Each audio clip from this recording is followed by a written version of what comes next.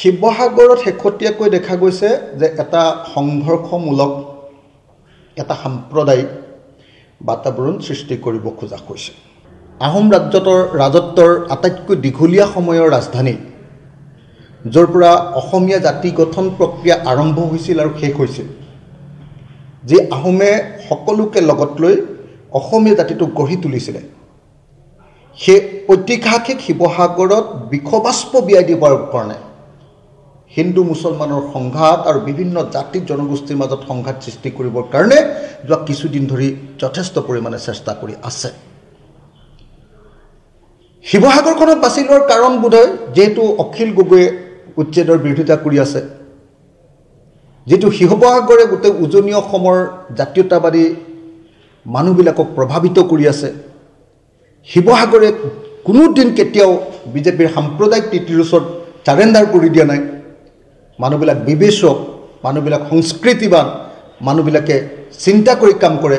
সেইকাৰণে কিছুমান মানুহৰ জৰিয়তে তাত হিন্দু মুছলমানৰ সংঘাত লগাব খোজা হৈছে। মই হিন্দু মুছলমানৰ সংঘাত লগাব খোজা প্ৰত্যেকটো পক্ষক এই কাম নকৰিবৰ কাৰণে আহ্বান জনাইছোঁ।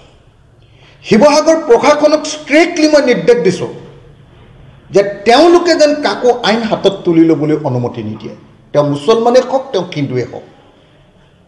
আৰু শিৱসাগৰ ৰাইজৰ প্ৰত্যেকজন নাগৰিকক মই আহ্বান জনাইছোঁ যে শিৱসাগৰ নাগৰিকসকলে তেখেতসকলৰ জাতীয় দায়িত্ব পালন কৰি আমাৰ ঐতিহাসিক সম্প্ৰীতিক সুৰক্ষিত কৰিবৰ কাৰণে ওলাই আহক।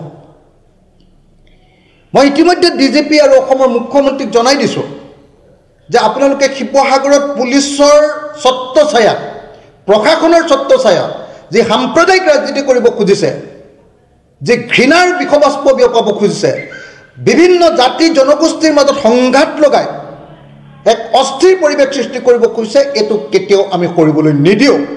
মই স্পষ্টভাৱে পুলিচ প্ৰশাসন, ৰাজনৈতিক প্ৰশাসন সকলোকে এই কথা স্পষ্টভাৱে জনাই দিছোঁ।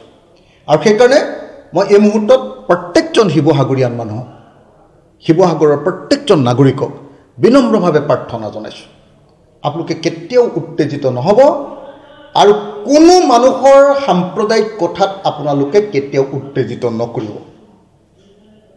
হিন্দু হওক, মুছলমান হওক, খ্ৰীষ্টিয়ান হওক, জৈন হওক, এই আটাইকেইটা জনগোষ্ঠী, আনকি শিখ জনগোষ্ঠীৰ মানুহো, শিখ সম্প্ৰদায়ৰ মানুহো আমাৰ তাত আছে।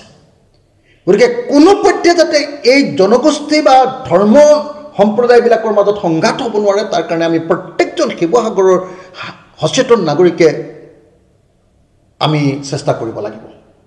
সেইকাৰণে এই মুহূৰ্তত মই শিৱসাগৰত ঘটি থকা ঘটনাবিলাকক লৈ উদ্বেগ প্ৰকাশ কৰিছোঁ। এই কামবিলাক যে চৰকাৰৰ ছত্ৰছায়াতে সংঘৰ্ষমূলক পৰিস্থিতি এটা সৃষ্টি কৰিবৰ কাৰণে কৰা হৈছে, সেই কথাটো আপোনালোকৰ সন্মুখত ক'ব খুজিছোঁ। আৰু এই সময়ত প্ৰশাসনক সকীয়াই দিছোঁ, চৰকাৰক সকীয়াই দিছোঁ এই কাম নকৰিবৰ কাৰণে।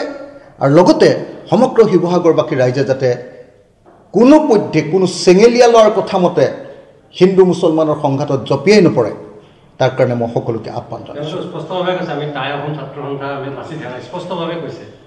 মই কোনো সংগঠনৰ কথা ক'ব খোজা নাই, কিন্তু যি মানুহে বিজেপি আৰু RSSৰ হিন্দু মুছলমানৰ ৰাজনীতিত উঠা বহা কৰে, তেওঁ কেতিয়াও জাতিৰ কাৰণে ভাল কাম কৰা মানুহ হ'ব নোৱাৰে।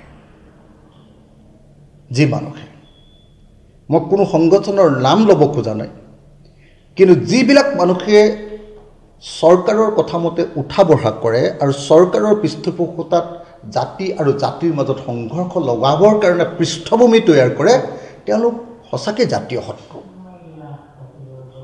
গতিকে মই প্ৰত্যেকজন শিৱসাগৰৰ ৰাইজক কোনো ধৰণৰ উত্তেজিত বক্তব্যত উত্তেজিত আৰু আৱেগিক নহ'বৰ কাৰণে সকলোকে মই আহ্বান জনাইছোঁ।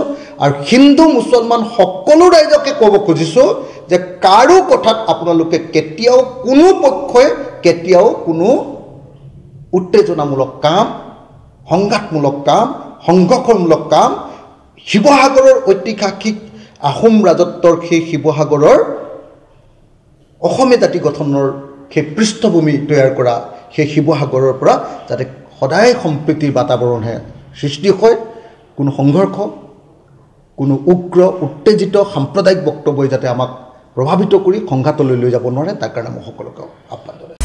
আপুনি বিচৰা বাতৰি পাব কেৱল নিউজ 18 এপত।